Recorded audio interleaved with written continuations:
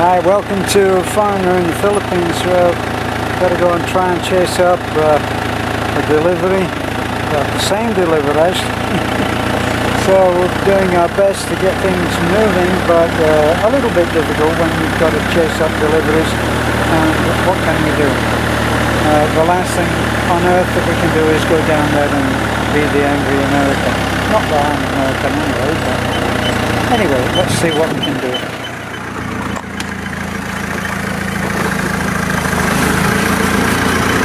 So you've seen most of this.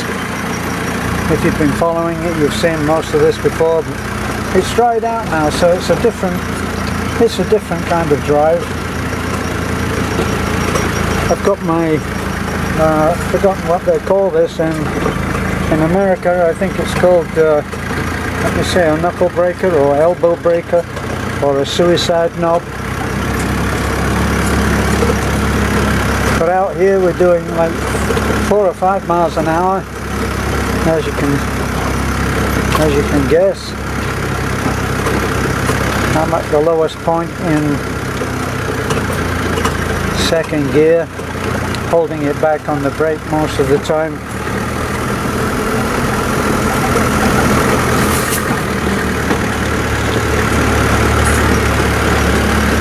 See, this is quite a different drive in the dry.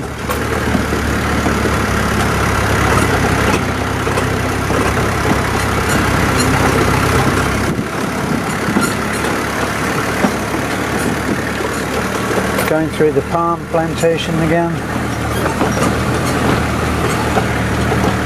I'd love to see a palm plantation that was well taken care of. This one has kind of almost been abandoned. Beth tells me that the owner died and now maybe the bank owns it. What a shame. It would be nice. It would be nice to own this, but then we don't really own it. This is a subject that came up with a few of the comments that we've had in the last few days. In truth, you don't own anything anyway. You're just, well, we can say this from a deeply Mother Nature spiritual way, that we don't own anything, like the American Indians said that they didn't have any sense of ownership. They realized that the land owned itself, and then man comes along and makes people pay taxes.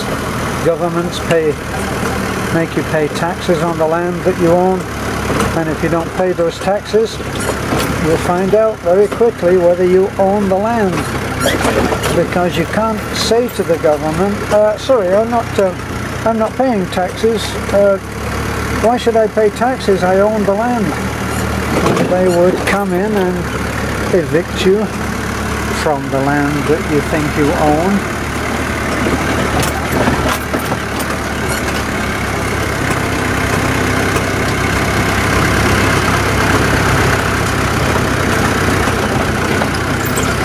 So with my suicide knob, I can easily negotiate this at slow speed. When Beth drives this, she's probably not going as fast as this even. And there's no point in the armchair 4x4 drivers telling us, well, why don't you teach her to change gear? Because look, I'm in second gear, and that's all that I'm going to be in, because otherwise I'll just wreck the truck. Trucks may look as if they can do this easily when you're looking at the commercials and they're trying to sell the vehicle to you, but you can't do this. You can't drive this fast all the time. We're not talking now about the level of skill needed in driving a road like this. We're talking about the wear and tear on the vehicle. It just can't take it.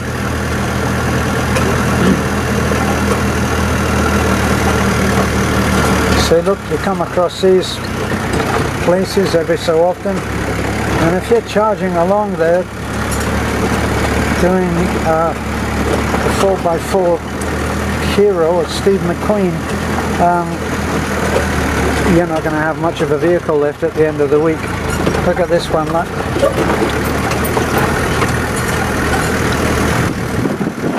This section here we had to have a lot of work done, but look at that beautiful view there. I gotta say, it's worth it.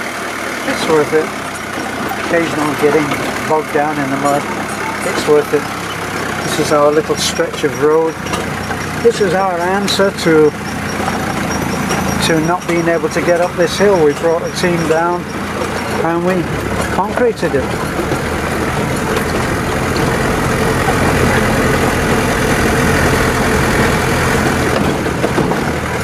Now these are fairly straightforward stretches now. It can be a bit bumpy and hard on the vehicle, but they are not risky. As soon as you introduce heavy rain, then sliding off to the right there where there's nowhere to go, that becomes risky. And it changes all the time. Look, here's a rocky section, loads of rocks here. Hello there, ma'am.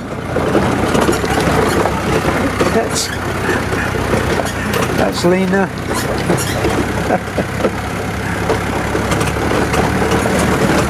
My sister-in-law, in case you don't know.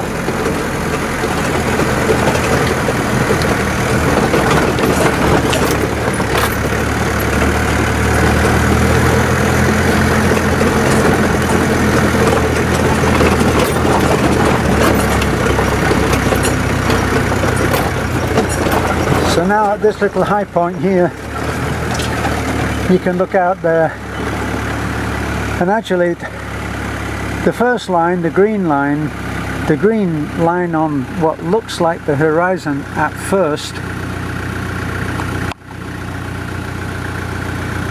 is actually the next island over, but behind it, whether you can see it from here, I can just about see it, and it's a dark line that's much higher.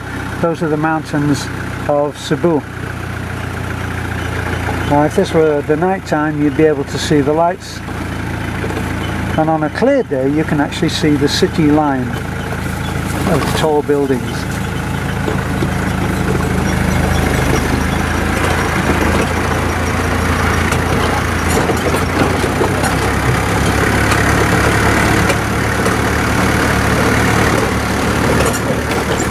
Oh boy, once it dries out, those deep ruts really pull you about, and they play havoc with the front end of the truck because they're hard on it.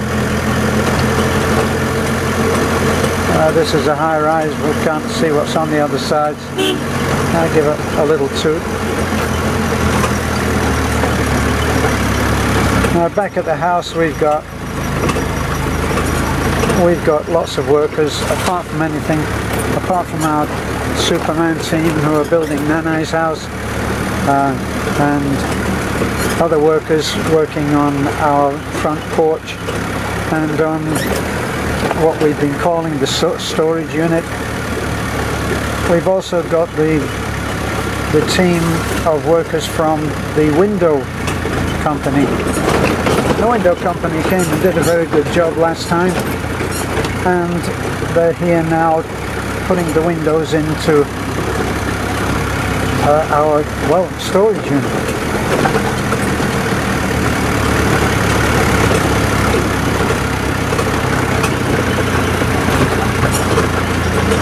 Now this little section, it's nothing here in the dry, but boy, you wouldn't want to be slipping and sliding over there, and it's so easy.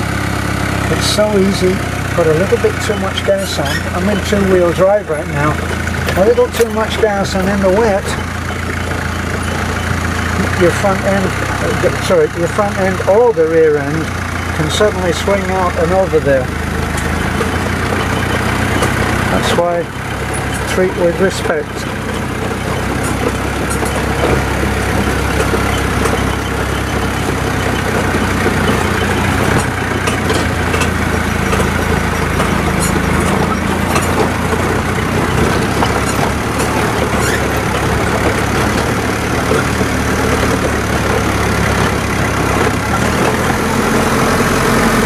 Now that's a nice house there, look.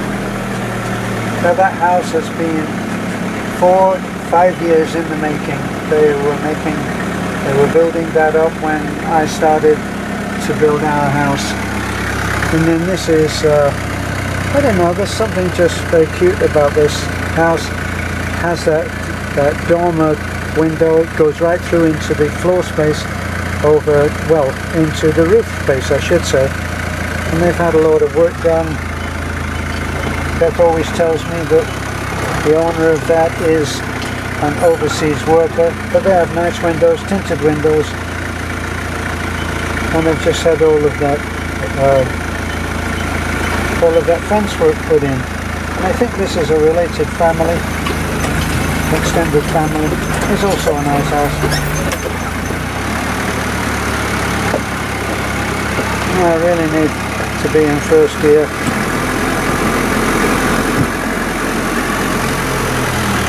Now this in the wet is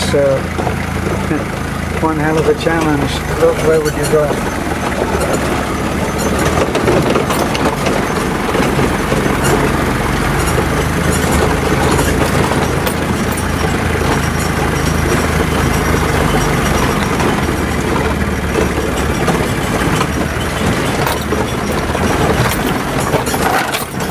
Even in first gear,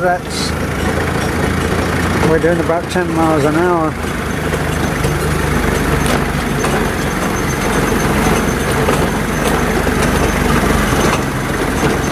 Walking along.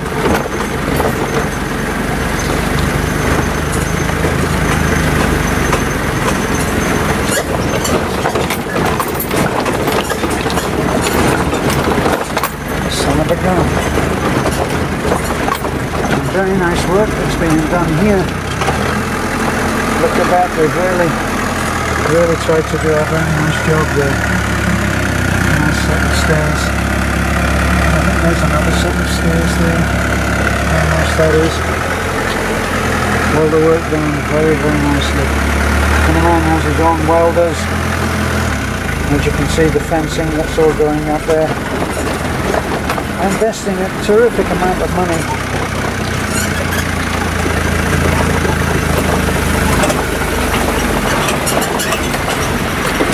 Now we hired the welders that did all of this work to come up and do our fence, our pool fence. Okay, no, not okay to be doing this with the camera. I'm not driving one-handed anymore. Somebody asked if that was a barangay, a little village. I suppose you would say that where the yellow tricycle is and the blue truck under its top, that's the sari store. All of that land over there, I'm taking it, is owned by this man that we've just seen his nice work.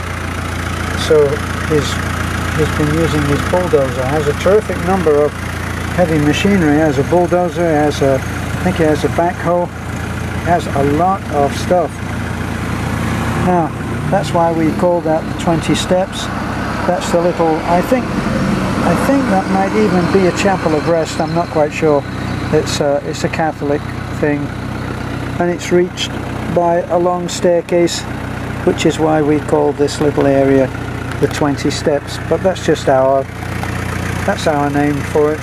Somebody asked if that was a barangay there. I guess it's a set of houses that are clustered around. And this is actually the national highway that leads from Hatafi and goes up to Taliban, and from Taliban it goes on to Trinidad, Dubai, but that way Hatafi will take you to Tagbilaran eventually, through Tubigon and Inabanga and places like that. Okay, that's the end of my little talk through on our trip down to chase up our delivery. God help me.